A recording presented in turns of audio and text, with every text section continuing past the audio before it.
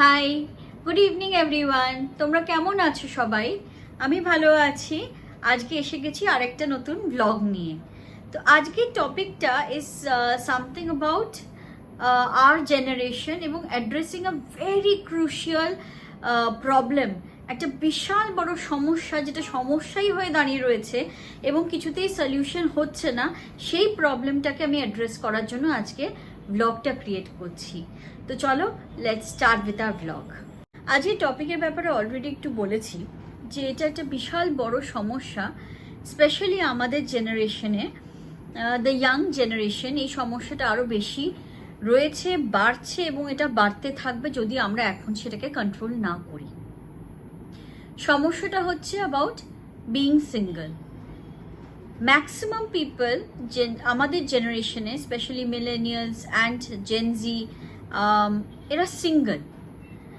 তো if you see in comparison to আমাদের parents, আমাদের জেনারেশন কিন্তু বিয়ে করছে না। They are not getting into relationships. তারা বিয়ে করছে না।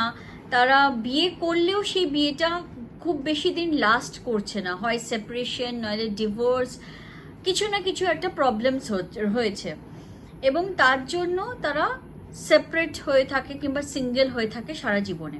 সো প্রবলেমটা তো হচ্ছে বিইং সিঙ্গল।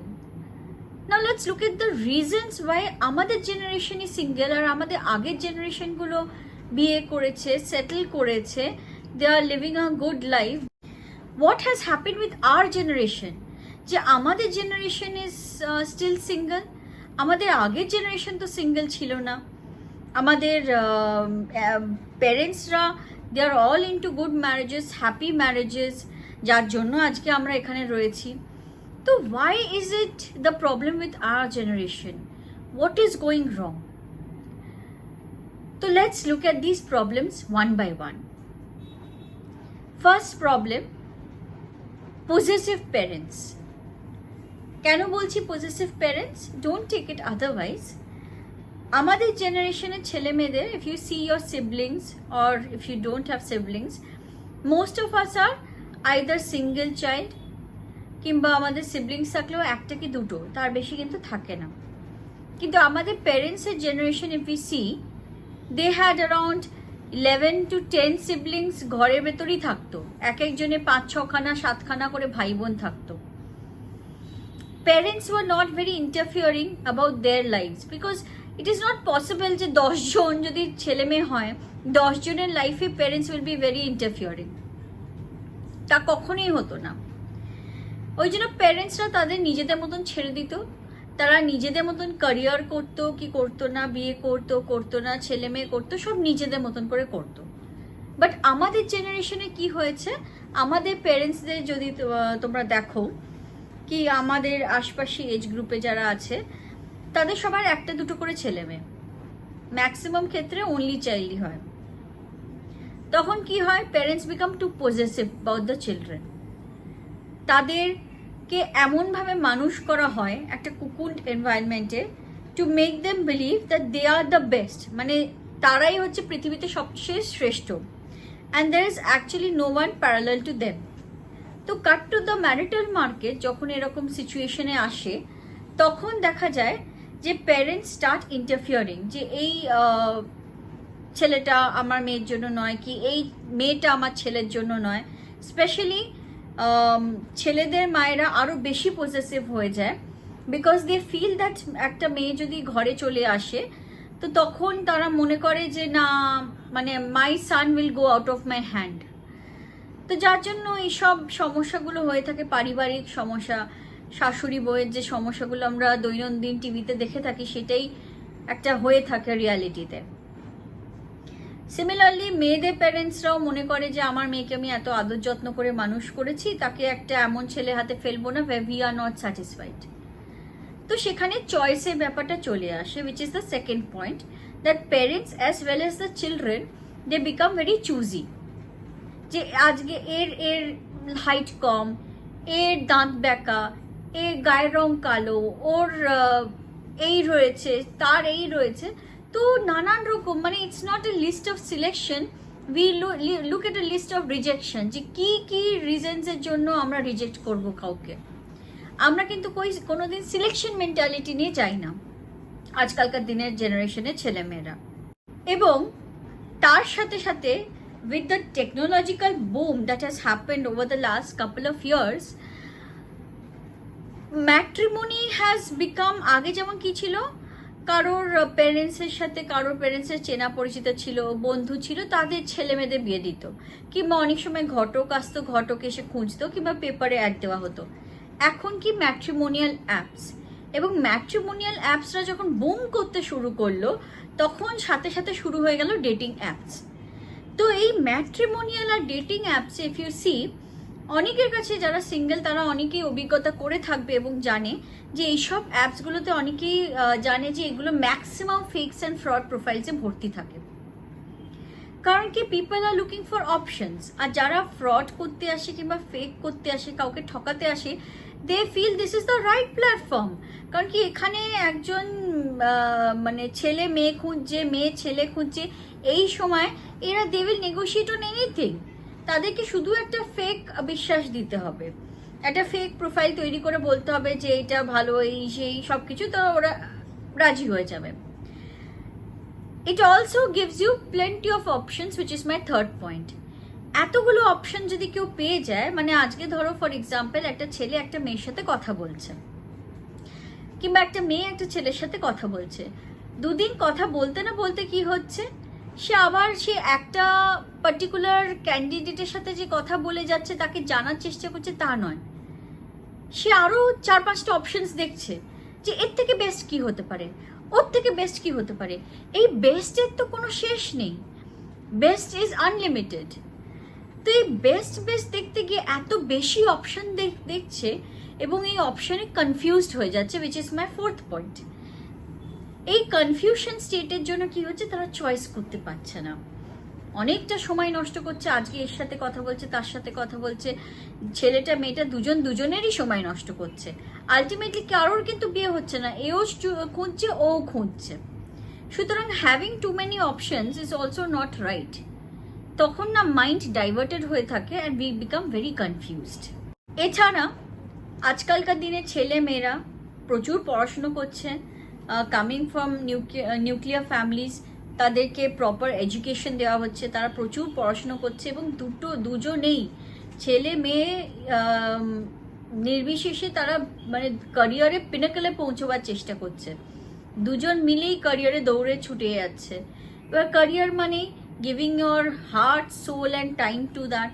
আজকে যে সারাদিন ধরে অফিসে কাজ করছে, রাতভর জেগে প্রেজেন্টেশনস বানাচ্ছে, এবং আইটি সেক্টরে তো most people who work in IT sectors or in demanding sectors like sales and marketing, তারা জানে তাদের কত টার্গেটে প্রেশার, আইটি সেক্টরে নাইট শিফটে কত প্রেশার, কনস্ট্যান্ট কলসে থাকতে হয়। তাদের জন্য প্রবলেমটা কি হয়ে যায় না, to look for a suitable partner. তো যারা চাকরি করতে গিয়ে কারোর সাথে আলাপ হলো, তাদের সাথে বিয়ে হয়ে গেল, একটা আলাদা ব্যাপার, কিন্তু otherwise going outside and meeting people সেটা পসিবলই হয় না, স্পেশালি কেউ যদি চাকরিতে ঢুকে যায়। কারণ কি, কলেজ লাইফ অবধি সে তাও একটু ফ্রি থাকে এদিক ওদিক মেশার জন্য, একবার চাকরিতে ঢুকে গেল তো লাইফ বলে কিছু থাকে না, সময় বলেও কিছু থাকে না যে বাইরে গিয়ে 2-4টে লোকের সাথে মিশবো, দেখা করব, জানবো, বুঝবো, সেই পেশেন্সটাও থাকে না। কারণ কি, সারাদিন খাটাখাটনি করার পর the last thing that person wants to do is sit with patience and understand the other person. চটজলদি যেটা সলিউশন হবে সেটাই করবে। তার সাথে সাথে একটা কালচার এখন তৈরি হয়েছে যেটা আগেকার দিনে ছিল না। আমি দেখেছি আমার প্যারেন্টসদের প্লাস আমাদের প্যারেন্টসদের জেনারেশনে, তোমরাও দেখে থাকবে, এই কালচারটা খুব একটা ছিল না অফ পাব কালচার। এখন এই কালচারটা ভীষণই ফ্রিকুয়েন্ট হয়ে গেছে, পাব ডিস্ক কালচার। এবং এই পাব ডিস্ক কালচারের জন্য কি হচ্ছে, আজকালকার দিনে ছেলেমেয়েরা তাদের সাথেই, এবার ব্যাপারটা কি হয়, বিয়েতে পার্টনার সিলেকশন কিরকমভাবে হয়, তুমি যাকে বেশি দেখছো, তার সাথে বেশি আলাপ হবে, যার সাথে বেশি আলাপ হবে, কথা হবে, তাকেই তুমি মনে করবে আচ্ছা এই হচ্ছে পার্টনার। যে ধরো ঘরে বসে রয়েছে, যার ভিজিবিলিটিটা নেই, তুমি জানোই না তার এক্সিস্টেন্সের ব্যাপারে। তো ফর এক্সাম্পল কেউ যদি খুব পাবে যায়, ডিস্কে যায়, ক্লাবসে যায়, সেখানে যে আশপাশে যে ছেলে কিংবা মেয়ে দেখবে, তার সাথে ন্যাচারাল কোর্সে পরিচয়টা বেশি হবে, দিস ইজ ভেরি ন্যাচারাল। এবং সেই কোর্সে যখন পরিচয়টা হবে, তার সাথে মিক্সিংটাও সেরকমভাবেই হবে, ওভার ড্রিঙ্ক অ্যান্ড মানে ডান্স অ্যান্ড এভরিথিং।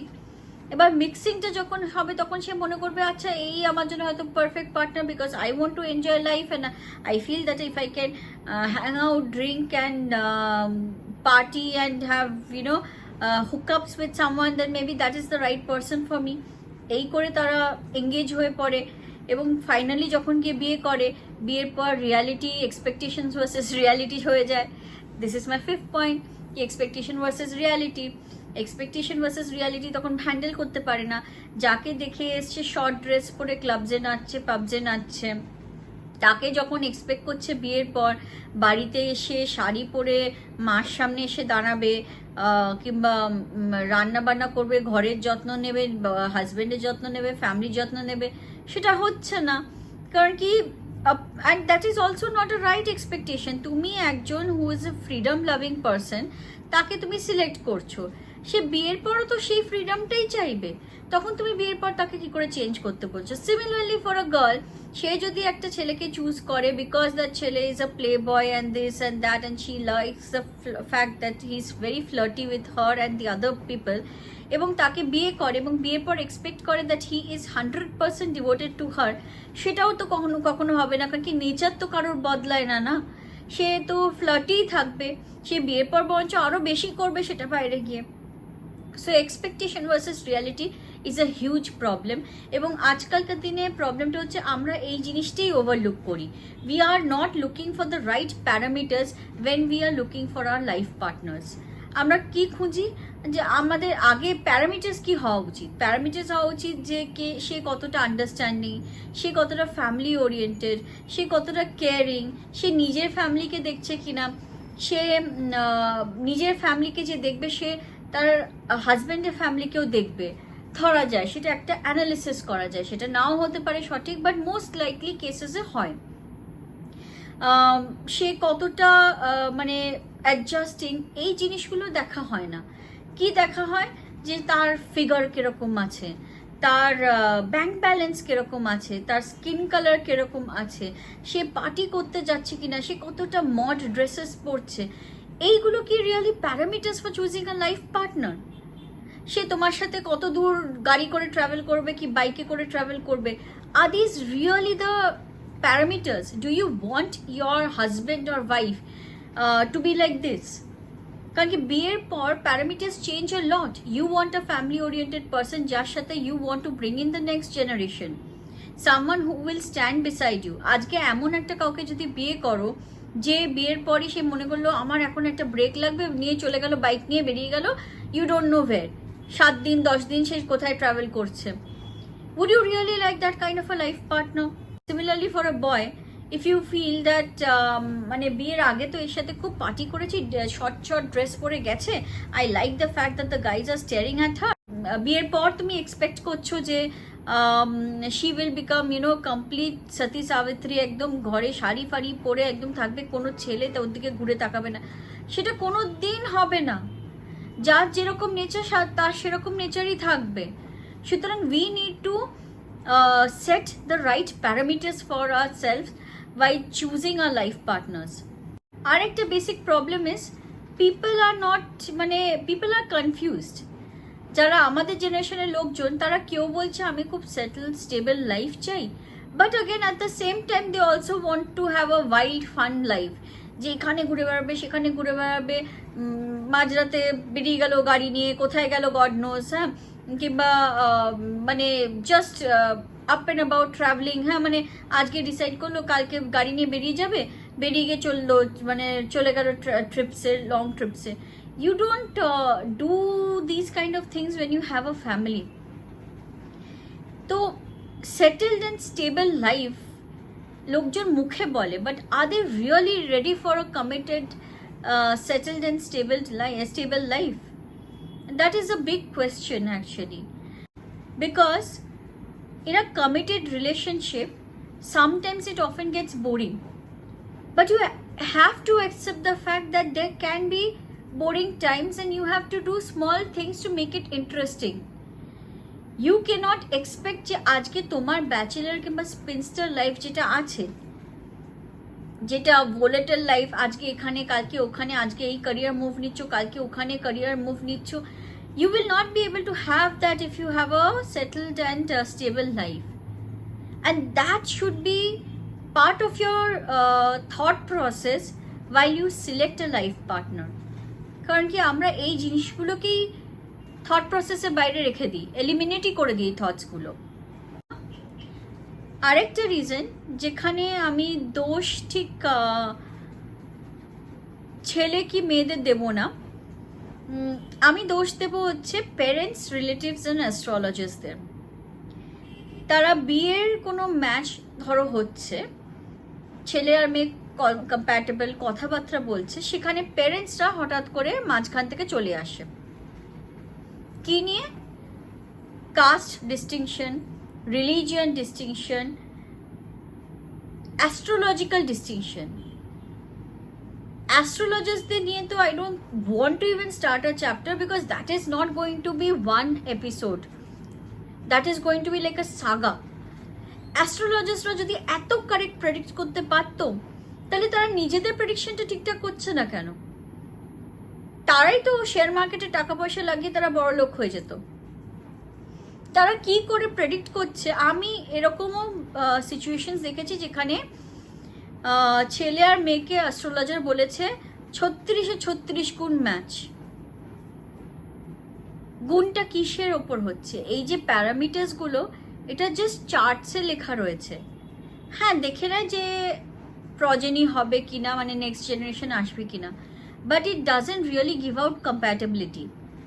আজকে যে ছেলেটা আর মেয়েটা খুব কথা বলছে, হাসাহাসি মজা করছে, একসাথে বন্ডিং রয়েছে, তাদের হয়তো চার্টস মিলছে না, বাট সারফেসও তো তাদের দেখা যাচ্ছে যে they can gel long well.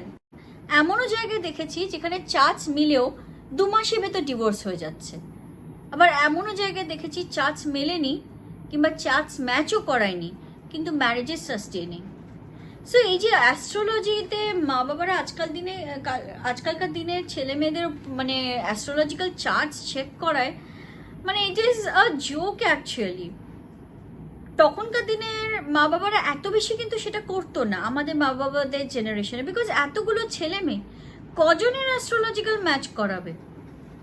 তারা একটা ভালো পার্টনার দেখতো সুটেবল কিনা তার জন্য, এবং বিয়ে দিয়ে দিত। আজকালকার দিনের জেনারেশনে, আমাদের জেনারেশনের ছেলে মেয়েদের জন্য দেখছি তাদের প্যারেন্টসরা মানে ম্যাট্রিমোনিয়াল সাইটসে পর্যন্ত বলে দিচ্ছে যে অ্যাস্ট্রোলজিক্যাল চার্টস ম্যাচ হবে, তারপরে আমরা এগোবো। এবং সেটা আজকাল মানে তাদের ছেলে মেয়েদের ভেতরেও ঢুকে দিচ্ছে। They are putting it in the minds of this children also, this prospective brides and grooms. Astrological match is all mumbo jumbo. এতে doesn't guarantee that a marriage will survive. আর এই অ্যাস্ট্রোলজিক্যাল চার্ট ম্যাচিং করানোর চক্করে কত ছেলে মেয়ে single থেকে যায়, কারণ কি তাদের হয়তো চার্ট ম্যাচই করছে না। যেসব প্রসপেক্টিভ ম্যাচেস আসছে, যে ম্যাচগুলো আসছে সেগুলো তো ম্যাট্রিমনি সাইট কিংবা বাইরে থেকেও যদি আসে, সবসময় তো কারেক্ট চার্ট নিয়ে আসবে না। That's not possible. People don't roam around with their charts, right? তো সেক্ষেত্রে এই জায়গাটা মানে parents should not interfere and rather be open-minded about it. The other issue along with this is age. এর age এই, তার এজ ওই, এই বাড়িতে দেব না, এর রিলিজিয়ন এই, এর গায়ের রং ওই, ওর হাইট এই, তার ফিগার এই। এত যদি কেউ বৃত্তান্ত রাখে তাহলে তো সে কোনোদিন মানে এগোতে পারবে না, because no one is perfect and partners don't come custom made. এমন নয় যে আমরা কুমারটুলিতে গিয়ে অর্ডার দিয়ে ছেলে কিংবা মেয়ে নিয়ে আসছি for bride and groom. So how do you know, you will never find a perfect life partner. What you just need to look at is তোমার সাথে তার মেন্টালিটি ম্যাচ করছে কিনা। If the mentality is matching, go ahead. Otherwise এইসব বাকি যে জিনিসপত্র আমরা রাখি, যেসব ক্রাইটেরিয়াসগুলো অ্যাস্ট্রোলজি ম্যাচ করছে কিনা, এর সাথে ফিগার ম্যাচ করছে কিনা, ওর সাথে হাইট ম্যাচ করছে কিনা, তার সাথে কালার ম্যাচ করছে কিনা, তার সাথে কোয়ালিফিকেশন ম্যাচ করছে কিনা, তার সাথে ম্যাচ করছে কিনা, ফাইন্যান্সেস ম্যাচ করছে কিনা এইসব দেখে কিছু হয় না। রিলিজিয়ন ম্যাচ করছে কিনা, কাস্ট ম্যাচ করছে কিনা, ব্রাহ্মণ নন ব্রাহ্মণ, হিন্দু মুসলিম খ্রিশ্চান মানে জু, কি আছে এত রিলিজিয়ন এত কাস্ট নিয়ে? Find a decent partner, that is all what matters. Matrimony সূত্রে আমি দেখেছি অনেকে আনরিয়ালিস্টিক পারফেকশন চেস করে। ছেলেরা ছেলের বাড়ির লোকজন, মেয়েরা মেয়ের বাড়ির লোকজন আনরিয়ালিস্টিক পারফেকশন চেস করে। লাইক আমাকে যেমন একজন বলেছিল, I want a partner like Nora Fatehi. Nora ফতেহির মতন যদি কেউ দেখতেই হয়, সে কেন একটা সাধারণ ছেলেকে বিয়ে করবে? ওয়াই? আবার আমি এরকমও শুনেছি, আমার সাথেই কাজ করতো একটা মেয়ে, তার মাইনে মাস গেলে 15 থেকে 20,000 টাকা ছিল।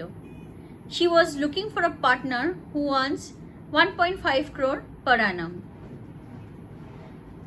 কেন এই ছেলেটা যে 1.5 crore আর্ন করে তাকে বিয়ে করবে? মানে there has to be some reason, there has to be some offering in the relationship which will be compensating for the ask। হয়তো সে এতটাই সুন্দর যে ছেলেটা ওই রকম ছেলে পেয়ে গেল, হতেও পারে। কিংবা যে ছেলেটা নোরা ফতেহির মতন মেয়ে চায়, সে হয়তো এতটাই ক্যারিয়ারে এস্টাবলিশ, সে বলতে পারে যে না, আমি তো I can give her all she wants in life, I want a partner like that. But যদি তুমি নিজে সিম্পল হও, how do you have unrealistic expectations? So the basic thing is people should actually check what they are, সেটা আগে নিজে দেখো, তারপর সেই বেসিসে তুমি তোমার লিস্ট বানাও।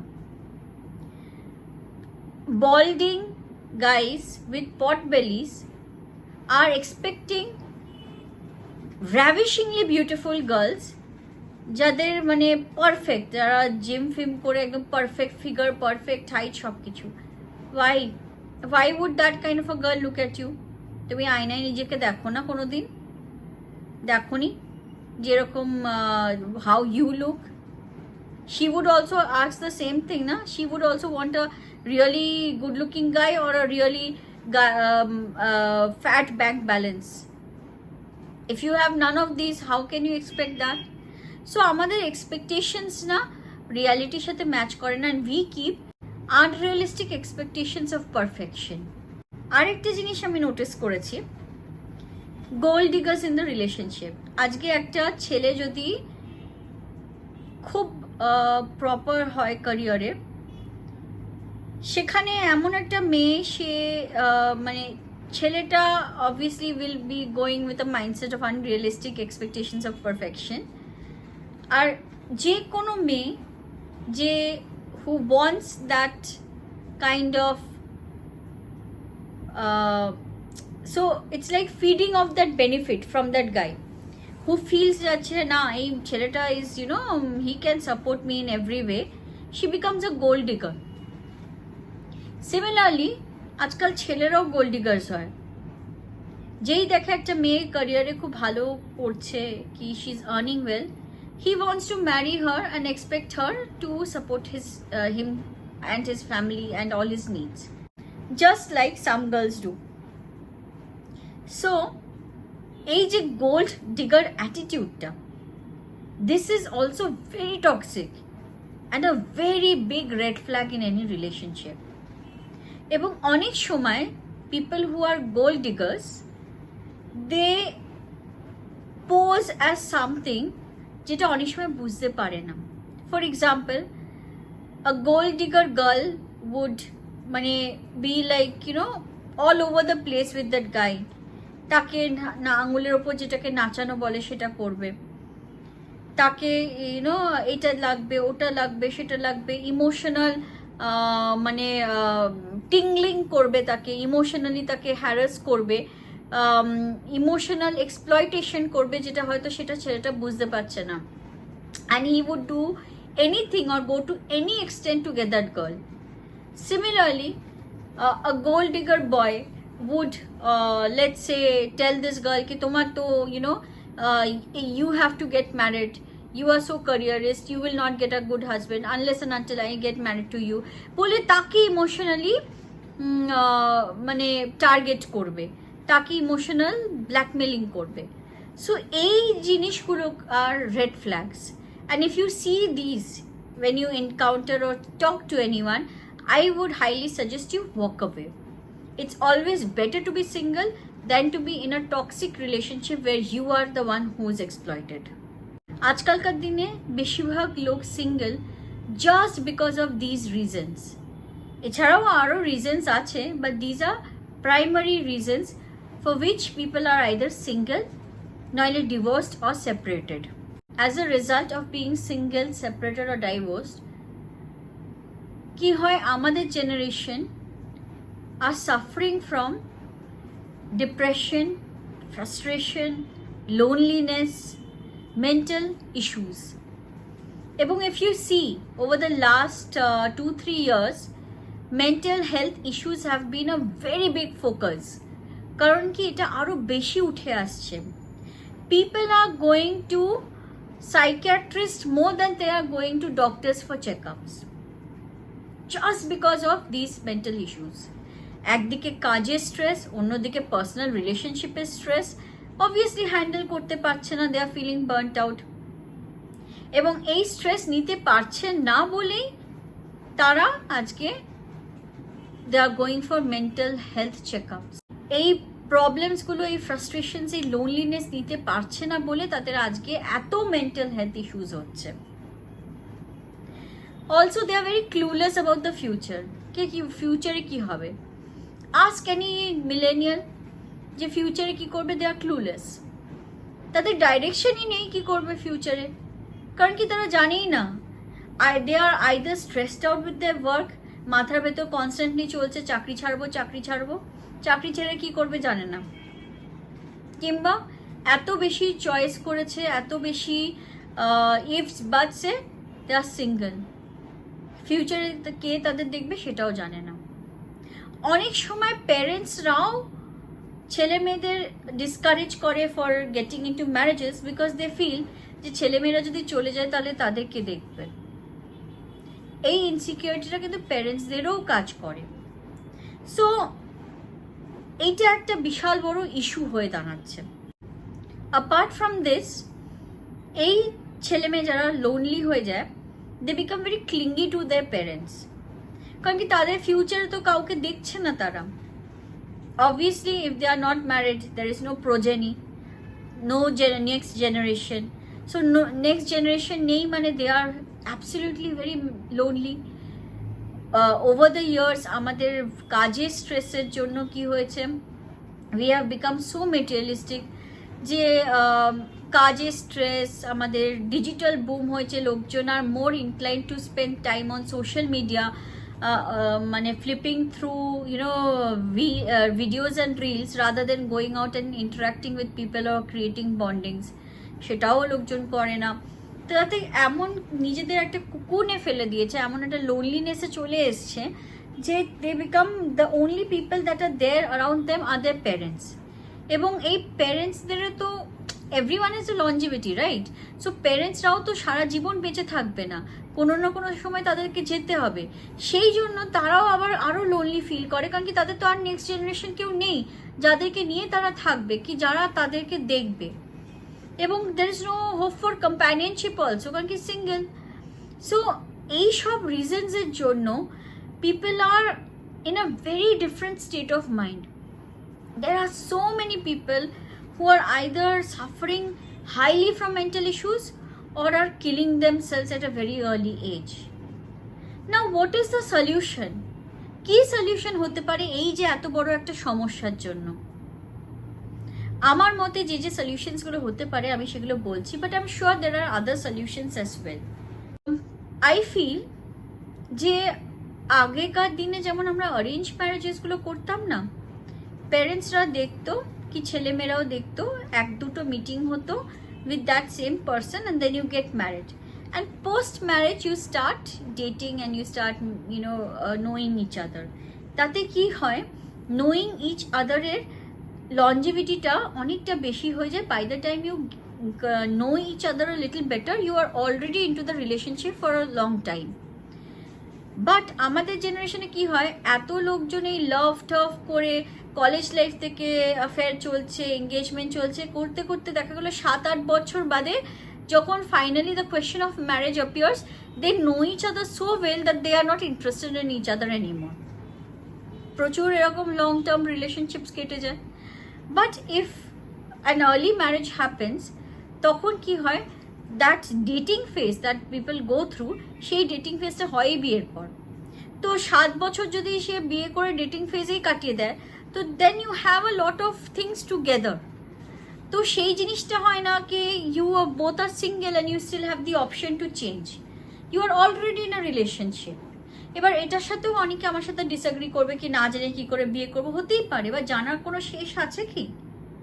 তার থেকে যে জিনিসগুলো বেসিক জানা সেটা জেনেই বিয়ে করাটা উচিত।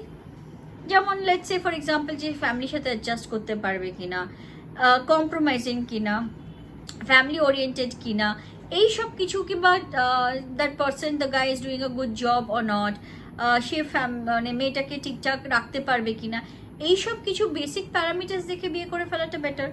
তাতে কি হয়, প্রবলেমসটা অনেক বেশি, অনেক কম হতে পারে, chances R com. And it is not I am giving a solution out of the air. It has been practiced over the years, and we've seen our, if you see, go back to our parents' generation or our grandparents' generation, they were all in these kind of marriages, and how many of them have you seen getting a divorce or being separated? Unhappy marriages hotei pare, but broken marriages খুব কমই হয়। Second thing যেটা আমি বলবো সেটা হচ্ছে parental interference should be less. আজকালকার দিনে parents interfere in children's marriages too much. কারণ কি, অ্যাগেন একটা দুটো ছেলে মেয়ে, তারা মনে করবে যে আমরা ছেলে মেয়েদের জন্য বেস্টটাই দেখবো, এবং বেস্টটা দিতে গিয়ে তাদের অ্যাকচুয়ালি কিছুই হয় না। when you go into perfection, you don't end up doing that work. আজকে if you have to do something, do it. Don't start chasing perfection at the onset. Perfection চলে আসে। So if you feel that the person is, if you feel that আমি সব আমার checklist ধরে আমি খুঁজবো, খুঁজে তাকে বিয়ে করব, সেটা কোনোদিন হবে না। বিয়ে করে ফেলো যাকে একটা বেসিক কিছু দেখছো সেটা দেখে, and then you start building on that person. দুটো মানুষ কোনোদিন সেম হয় না। যাকে মনে করবে পারফেক্ট ফর ইউ, সেই কোনো কিন্তু অ্যাকচুয়ালি পারফেক্ট হবেও না। কোথাও একটা 19-20 কম্প্রোমাইজ করতে হবে। So the next point is compromising. People should start getting into that compromising attitude. আজকালকার দিনে ছেলেমেয়েরা ভীষণই সেলফিশ, তারা শুধু নিজেরটাই চিন্তা করতে শিখেছে। মানে অ্যাগেন আর জেনারেশন, এটাই আমি যেটা বলবো, আমি আমার জগৎ এটা, আমার জগতের সাথে কেউ যদি অ্যাডজাস্ট করতে পারে দেন well and fine, otherwise not. But then you should also look at the other person. You should also have a compromising and an empathetic attitude. এই দুটো যদি না থাকে তাহলে কোনো রিলেশনশিপ সার্ভাইভ করবে না। Even if that person you feel is best compatible with you, that will also not survive unless and until you have this kind of attitude, this two attitudes, empathetic, compromising, and also obviously adjusting. People should also stop looking for too many options. এই যে এতগুলো apps হয়েছে, the dating apps, the matrimonial apps, আমার তো মনে হয় এত option দেখাই উচিত না। যত অপশন দেখবে তত বেশি কনফিউজ থাকবে। আজকে যদি আমি এখানে একটা কাউকে দেখি এক্স, কালকে দেখবো ওয়াই, পরশুদিন দেখবো জেড, তারপরের দিন দেখবো এ বি সি, কোনটাকে সিলেক্ট করবো আলটিমেটলি? আমাদের এখানে এখন পলিগামি প্র্যাকটিস হয় না যে আমরা 10টা বিয়ে করে বসে থাকবো একসাথে। যারা করে তারা লয়ের এগেনস্টে গিয়ে অনেক কিছু করে, এবং তারা হাইলি পিনালাইজড, অ্যান্ড এটা it's a crime. So what you need to do is select, read between the lines, দেখো এসেনশিয়াল অ্যাট্রিবিউটসগুলো, and select your life partner, and then start knowing the person post your engagement or marriage. যত বেশি time waste করবে choose করার জন্য, তত you are spending your years. একটা certain এজের পর তখন আর কিন্তু হবেও না। This video is basically addressing a very big issue, a very big problem. এবং আমি আমাদের জেনারেশনে যেটা ইন্টারাক্ট করতে গিয়ে দেখেছি, প্রচুর ছেলে মেয়ে are facing this problem. And I thought it is best to make a video as to why, কেন আমাদের জেনারেশনের লোকজন এতটা এই প্রবলেমটায় ভুগছে, যেটা আমাদের আগের জেনারেশনের লোকজন কিন্তু ভোগেনি। এবং আমাদের জেনারেশনের লোকজন এবং নেক্সট জেনারেশনের যারা ছেলেমেয়েরা আছে, তারা কি করতে পারে যাতে এই প্রবলেমটাকে কমপ্লিটলি অ্যাভয়েড করতে পারে, যাতে না হয় এই সমস্যাটা তাদের সাথে। তার জন্য আমি এই ভিডিওটা বানালাম। I hope you all like that video. If you have any comments, if I have said anything which you don't agree about, or you feel you could add something onto one of my points, তাহলে please comment section এ লেখো। Also please like, share and subscribe my channel. এই ভিডিওটা maximum লোকজনের সাথে share করো, because I think an awareness needs to be created, and যতটা share হবে ততটা বেশি awareness create হবে। Thank you and see you in my next vlog. Bye.